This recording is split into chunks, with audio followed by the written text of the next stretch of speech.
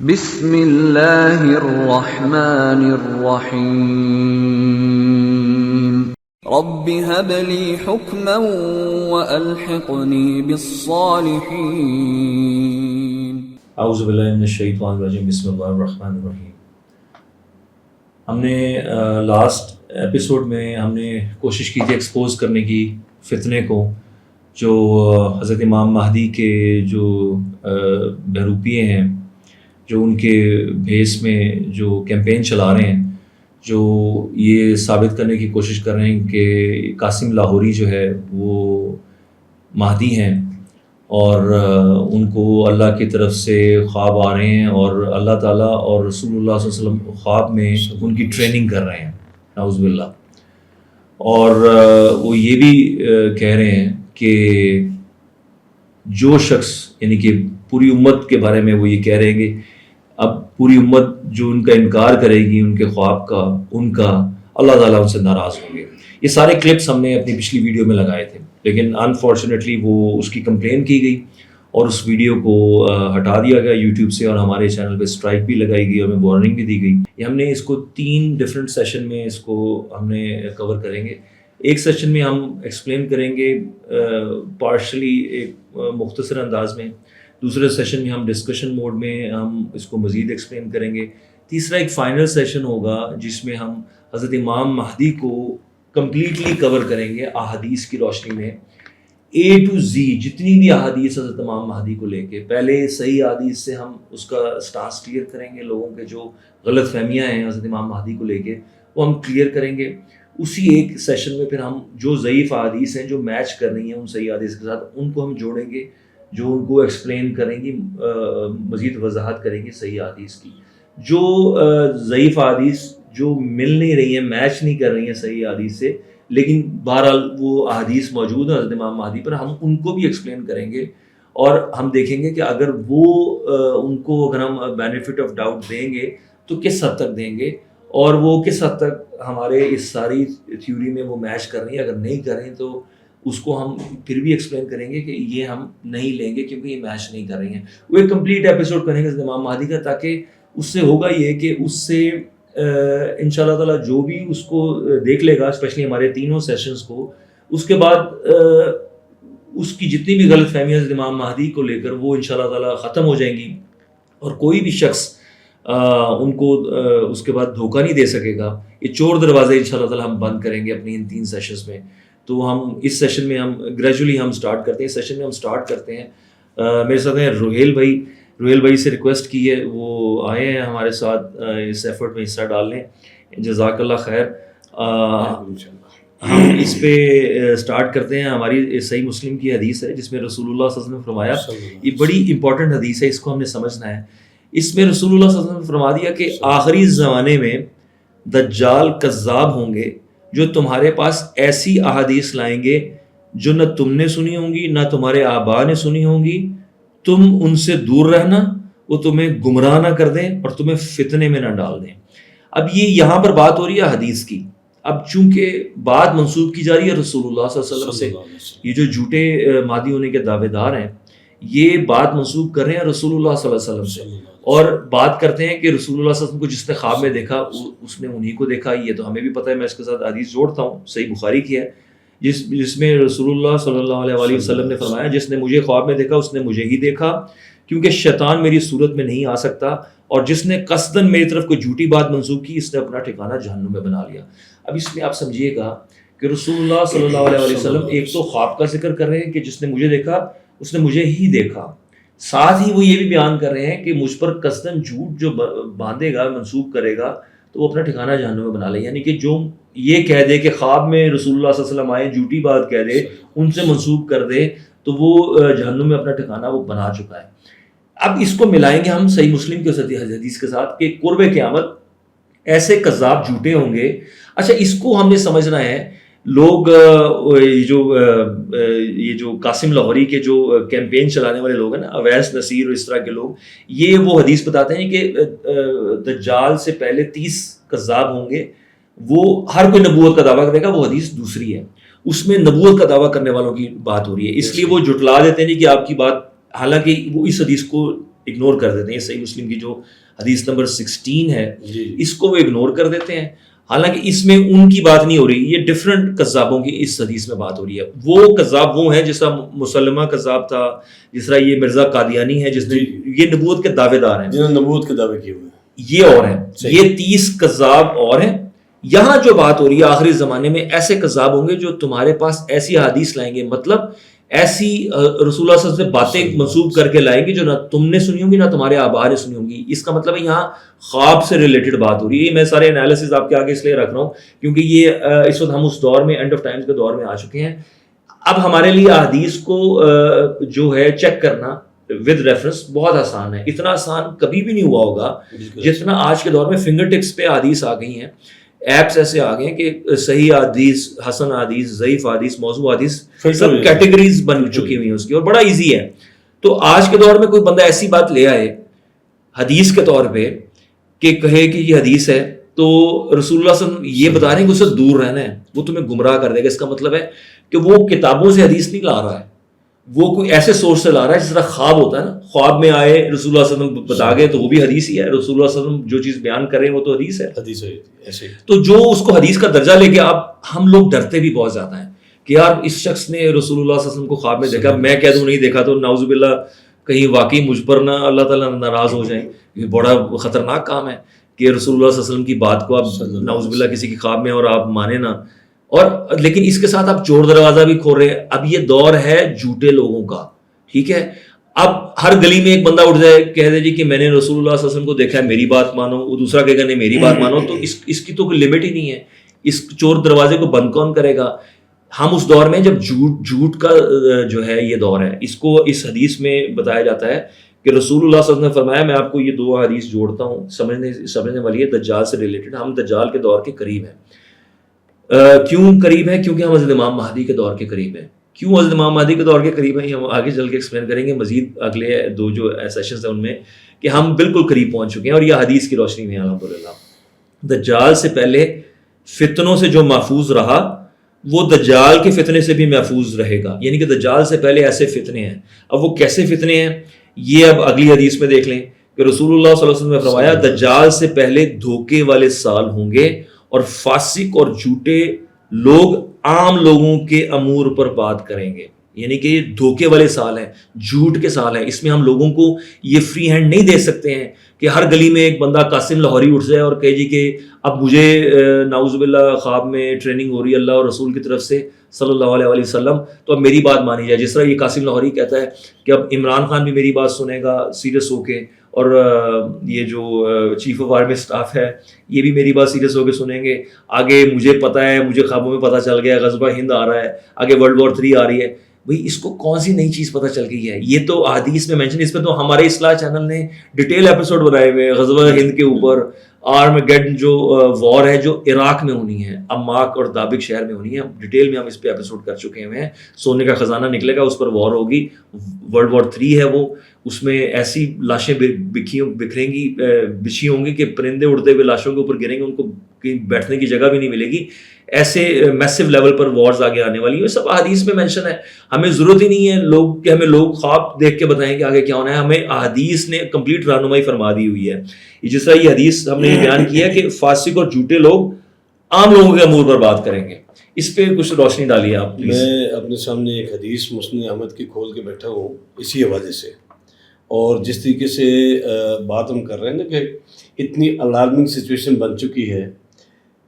پہلے تو ہم نے اپنی بھی اصلاح کرنی اور دوسروں کی اصلاح کے لیے ہمیں کچھ جو فارمولاز طے کرنے پڑیں گے کہ ہم کس کو سنیں گے کس کو نہیں سنیں گے. اس کے اندر سب سے پہلی بات یہ ہے کہ ہمارے دین جو ہے اتنا آسان ہے. مثال دینے کو میں آپ کو کہ مثال یہ دی جاتی ہے کہ جی آپ نے نماز کے لیے وضو کیا, آپ کو یاد ہے وضو ٹوٹ گیا یا نہیں ٹوٹا, شک ہے. تو علماء اور فقہا کہتے ہیں کہ یقین کا جو درجہ ہے شک سے اوپر ہوتا ہے. سو ہمیں شکوک کے اندر پڑھنے کے بجائے جس میں یقین ہے ہمیں اس پہ چلنا چاہیے. پہلی تو یہ آپ سمجھ لیں کہ ہمارے لیے جو گائیڈ لائن یہ ہے. اب اگلی جو حدیث میں سامنے کھول کے بیٹھا ہوں یہ مسند احمد کی ہے, 12867 نمبر حدیث ہے. ابو ہریرہ اس کے راوی ہیں اور اتنی امپورٹنٹ حدیث ہے یہ آج کل کے دور کے بارے میں کہ رسول اللہ صلی اللہ علیہ وسلم نے فرمایا کہ اپنے اعمال کی فکر کرو اس سے پہلے کہ فتنے اندھیری راتوں کی طرح تم پر چھا جائیں. اور ان کی کیفیت جو بیان کی آپ صلی اللہ علیہ وسلم نے وہ یہ کہ اگر دن کے ٹائم پہ ایک آدمی مومن ہوگا تو شام تک وہ کافر ہو چکا ہوگا، یا شام کے ٹائم پہ ایک آدمی مومن تھا تو صبح ہونے سے پہلے وہ کافر ہو چکا ہوگا.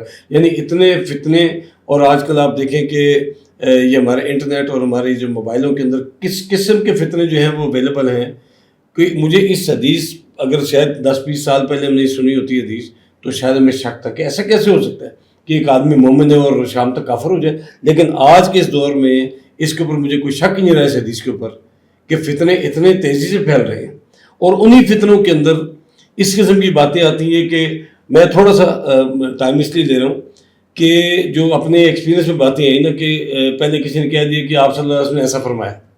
کچھ لوگوں نے بیچ میں یہ پوچھا کہ ریفرنس دیں.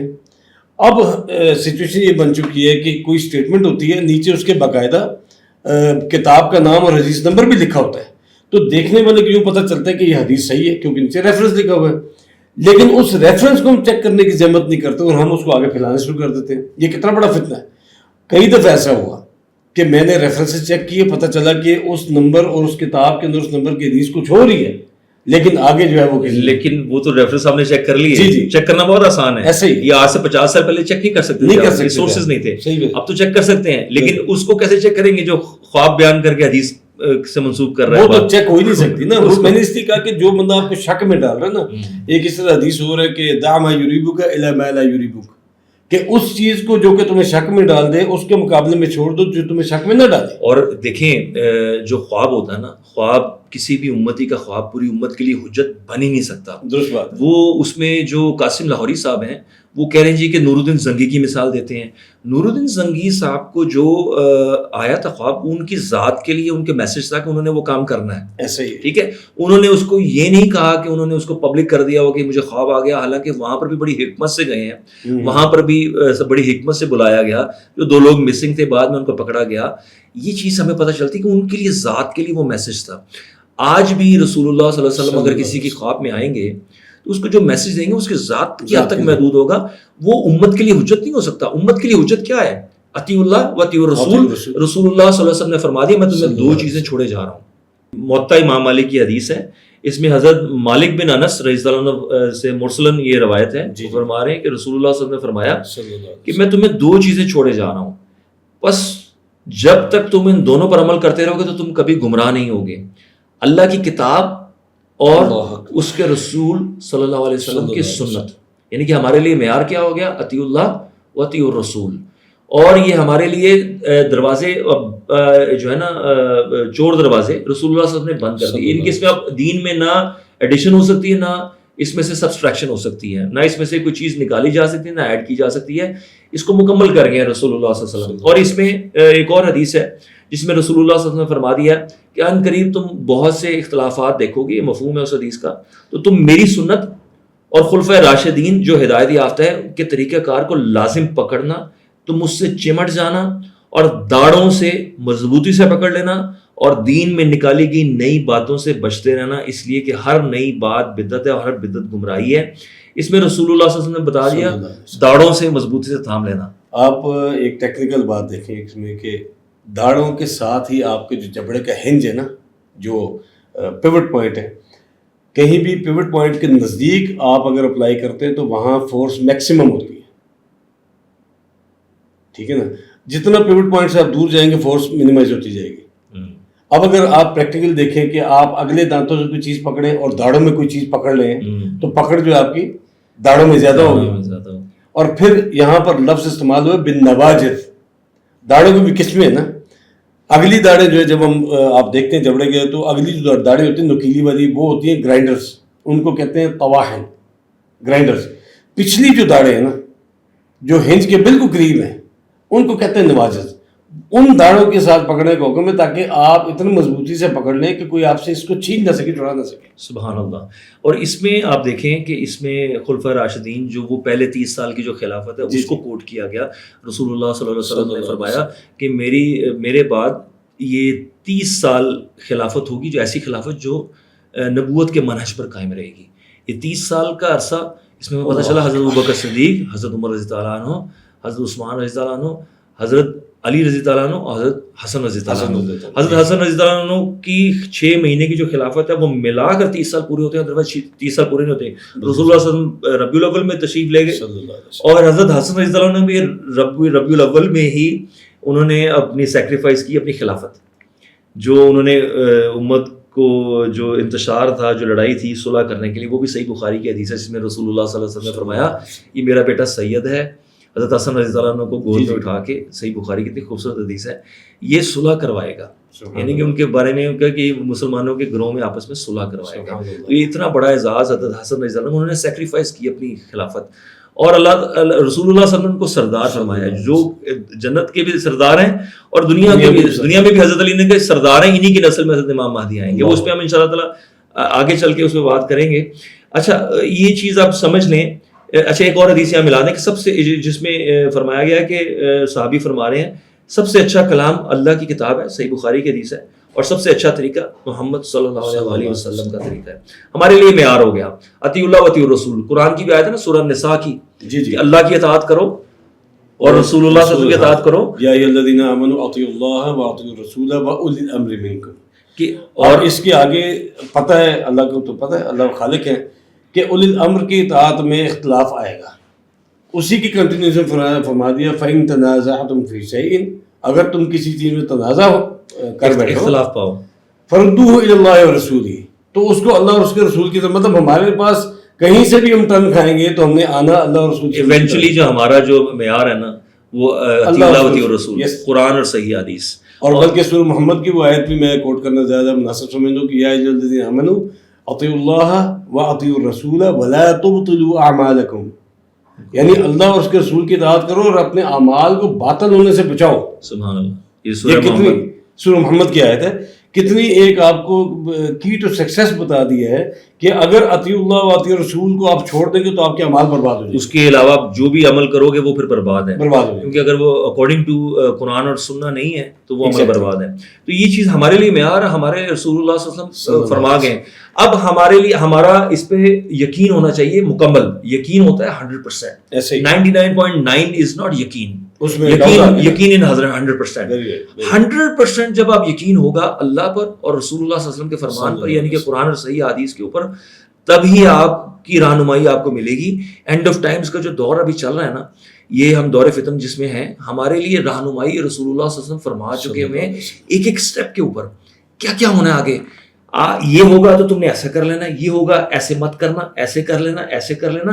یعنی کہ اس سے زیادہ خوبصورت انداز میں کوئی کسی کو کیسے ایکسپلین کر سکتا ہے جتنے خوبصورت انداز میں رسول اللہ صلی اللہ علیہ وسلم نے ہمارے لیے ڈیٹیل سے ایکسپلین کر دیے ہوئے سارے معاملات آگے جو ہونے ہیں. غزوہ ہند, یہ ورلڈ وار 3, یہ جو فتن کے جو سال ہیں, یہ جو جھوٹوں کے جو سال ہیں, یہ جو چل رہے ہیں, دجال کا آگے آنا, حضرت امام مہدی کا آنا, کس دور میں آئیں گے, کون ہوں گے, کلیئرٹی میں بتا دیے کہ اہل مدینہ میں سے ہوں گے. یہ جو اینڈ آف ٹائم کے حوالے سے ابھی جو حدیث بیان کی نا مسلم احمد کی, اس سے یہ بھی سیکوینس میں حدیثیں چل رہی ہیں, یہ اس سے ویری نیکسٹ حدیث میں نے نکالی ہے. اور یہ بھی ابو ہریرہ کے راوی ہیں اور فرماتے ہیں کہ رسول اللہ صلی اللہ علیہ وسلم نے فرمایا کہ لوگوں پر ایسے زمانے آئیں گے کہ جن میں دھوکہ دیا جائے گا, دھوکہ دہی کے سال ہوں گے. لفظ آ رہا ہے اس میں حدیث کے اندر, انہا ستأتی علی الناس سنون خداع.